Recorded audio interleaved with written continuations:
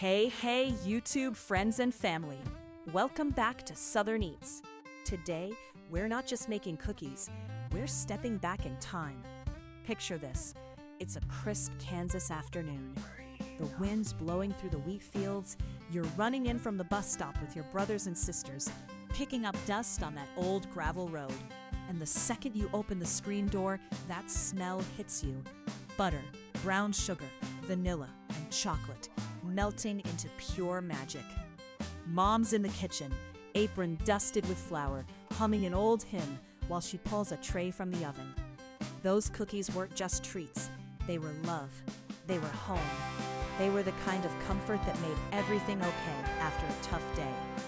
And today, I'm gonna show you how to bring that feeling back. Not just any chocolate chip cookies, the best homemade chocolate chip cookies you've ever tasted. The ones that taste like childhood.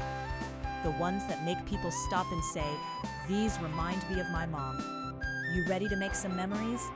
Let's get into it. First, let's talk about why these are the best. It's not fancy ingredients. It's not complicated steps. It's about doing the little things right, the way Mom did. The secret? More brown sugar than white for that deep caramel chew. A touch of extra richness. And most importantly, patience. Because the best things in life take a little time. Here's what you'll need for about 24 to 30 big, beautiful cookies. 1 cup, 2 sticks, unsalted butter, softened to room temperature. 1 cup packed light brown sugar, 3/4 cup granulated white sugar, 2 large eggs plus 1 extra egg yolk, room temperature. 2 teaspoons pure vanilla extract, 2½ cups all-purpose flour, 1 teaspoon baking soda, 1 teaspoon cornstarch. This is the magic for extra softness. 1/2 teaspoon salt, 2 cups high-quality semi-sweet chocolate chips, plus extra for pressing on top. Optional, a handful of chopped walnuts or pecans. My mom didn't make them that way, but if yours did, throw them in. Now, let's build this cookie like we're building a legacy. Step 1, cream that butter and sugar like you mean it. In a large bowl, beat the softened butter, brown sugar, and white sugar together. Go for 3 to 4 full minutes. Watch it turn light, fluffy, almost like whipped cream. This is where the air gets trapped, giving you that perfect lift and chew. Feel that?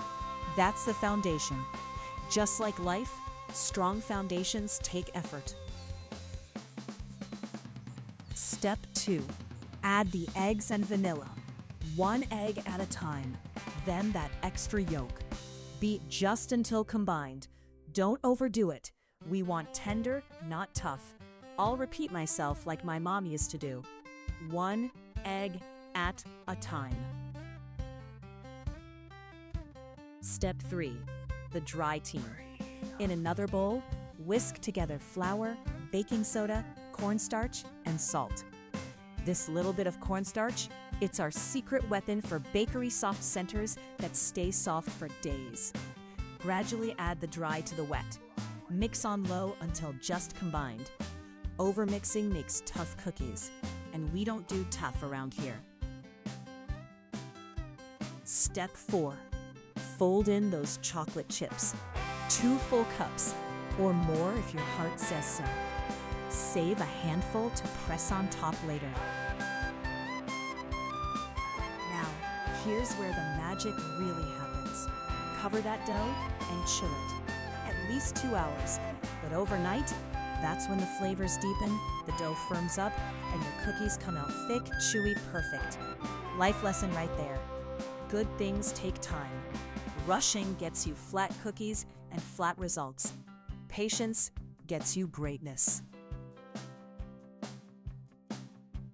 All right, oven preheated to 325 degrees Fahrenheit. Line your sheets with parchment. Scoop big, heaping 3 tablespoon balls. Roll them tall like little cylinders, not flat balls. This helps them stay thick and bakery style. Place 6 to 8 per sheet. They spread just right. Bake 13 to 15 minutes. Edges golden, center still soft. They'll finish setting as they cool. Take them out, press a few extra chips on top while hot.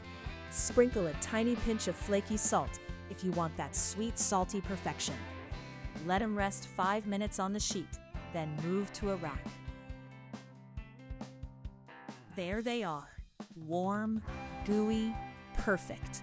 Take that first bite, close your eyes, and just for a second, you're back in Kansas, Dorothy, running through the door, laughing with your siblings, mom smiling from the stove. That's what food does, y'all. It connects us, it heals us, it reminds us who we are.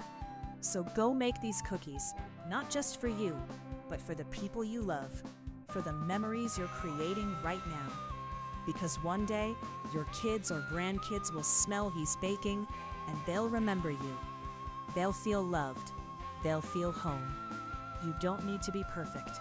You just need to show up with heart and a little butter and sugar.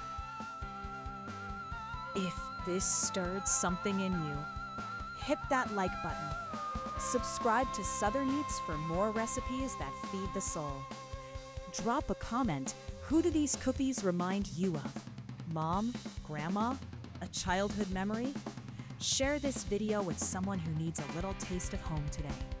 And until next time, keep cooking with love, because that's what Southern Eats is all about.